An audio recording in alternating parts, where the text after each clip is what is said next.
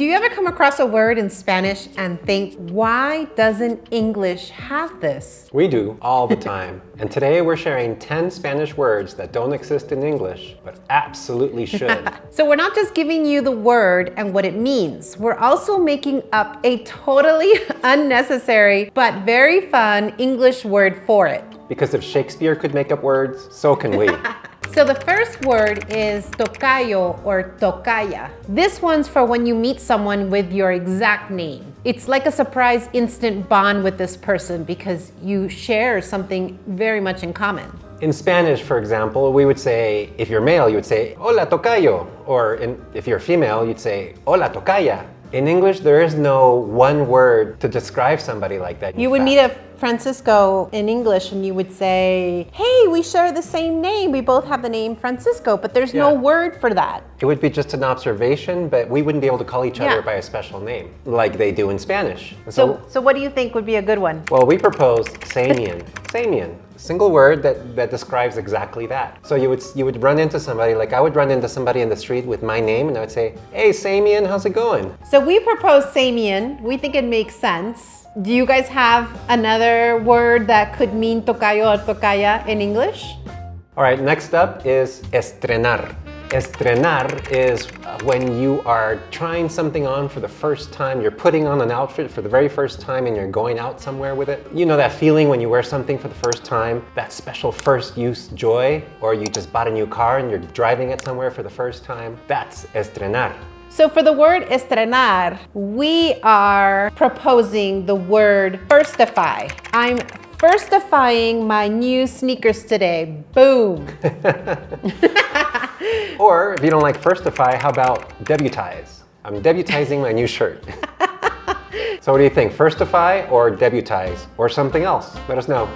So the third word is desvelado or desvelada. This is a beautiful Spanish word for someone who's sleep deprived. Not just tired, but like totally wrecked from lack of sleep. I couldn't sleep last night because the dog was barking. I'm desvelada. But in English, there is no single word, so we propose, ready? Wake wrecked. I could not sleep last night. I'm wake wrecked. Don't talk to me, I'm weight wrecked from the red-eye flight. Those are some different ways of using our new word. Yeah, and if you don't like wake wrecked, unsnoozled, perhaps? Unsnoozled? Unsnoozled. Oh, okay. How did you come to that one? That was your creation. Well, you know, when you snooze, you get rest. But when you don't snooze, you're unsnoozled. You're unsnoozled. Okay. Makes sense to me. What do you guys think of this one? Next is a word that describes when you wake up really, really early, perhaps before the sunrise or right at the sunrise. It's madrugar.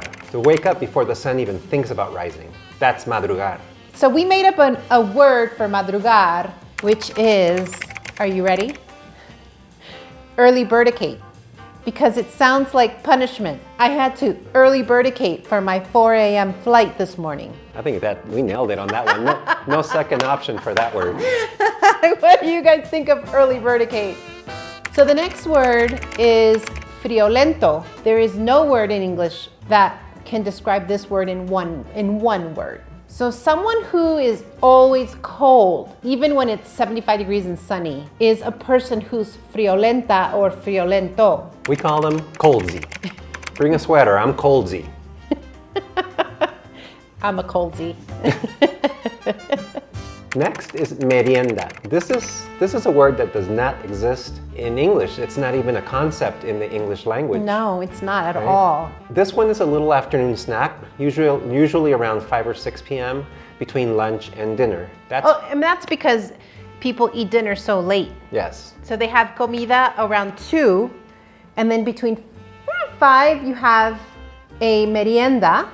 Mm-hmm. And then you have dinner 8 o'clock, 9 o'clock at night, which is something light for dinner. Right. So it's not a meal, it's a vibe. Okay, so this is our made up word for merienda would be snafty.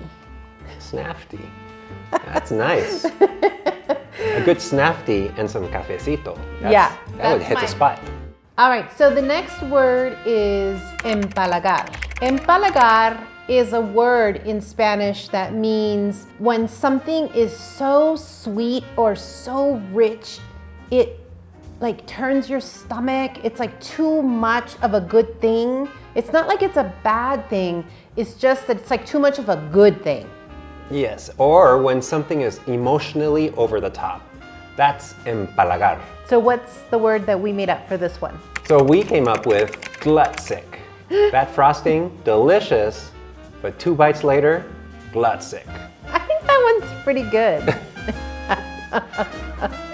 So this one could be one of my favorite things to do. The word is sobremesa. It's the time spent at the dinner table or at the table at any meal after you're done eating. Just talking, digesting, maybe having a cup of coffee, just chit-chatting. There is no word for that in English. No. So it's basically the reason meals last 3 hours in Mexico, because not only are you having dinner, but you're also interacting with your friends, your loved ones, and it's conversation, it's interaction, it takes 3 hours. Yeah, you might have been done with your meal in the first half an hour, but you're sitting around for the next 2.5 hours doing this sobremesa. And so in English, we came up with chat meal, because that's what you do. You have your meal and you chat. And then you chat, yeah. That was a delicious lunch, and it was even a better chat meal. Okay, so here's another really good word in Spanish that there is no English word for it, and it's comadre or compadre. Originally, it means godparents, but it also describes those friends who are more like family, like your ride or die people. Those are your comadre and your compadres. Yes, so we came up with 2 options. You tell us what you like best. Now, the first one, god pal. You know, like godparent, god pal. Your buddy, your compadre. Yeah. In English, god pal. Or fam chum. God pal or fam chum? What do you guys think? Because fam chum is short for family and your chum, so fam chum. Okay, that makes sense. She's my fam chum. We've been through everything together. So this next one, this is a big one. This is actually a hot topic in our comments section. Yes. And it means somebody from the United States. In Spanish, the word is Estadounidense, not American like a lot of people might think, because technically, American would include the entire continent. Yeah, so you would never, a person in Mexico or Latin America, wherever, they would never call someone from the United States an Americano, because we're all from the Americas. North America, Central America, South America, we're all Americans. Therefore, we're not known as Americans. Yeah. We're known as Estadounidenses. Yes, and in fact, Mexicans also consider themselves American because they're part of the American continent. Yes. Peruvians consider themselves American because they're part of the American continent. Everybody from Latin America, anywhere they are, they consider themselves American. Yeah. And so when they hear somebody from the US say that they're American, it's a little bit of off-putting. They take offense to it. Yeah. So we need a word that's a little more specific. So we're proposing USian. That's actually a word. We didn't come up with this one. We can't give ourselves the credit for this. Yeah. This is actually a word that's circulating around social media now. A lot of people are proposing to use the word USian. U-S-I-A-N. USian. But how about another word? Station. Like states, like United States. Drop the United. Station.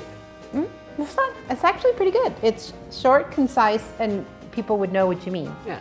So there you have it, 10 Spanish words that don't exist in English, but very much should. Let us know in the comments which one was your new favorite word and which word should we add to the dictionary. And hey, if you've got your own invented word for one of these, drop it in the comments below. We love a good made-up word. And don't forget to like, subscribe, and stick around for more fun from Mexico and beyond. And we will see you next time. Bye, everybody. Ciao.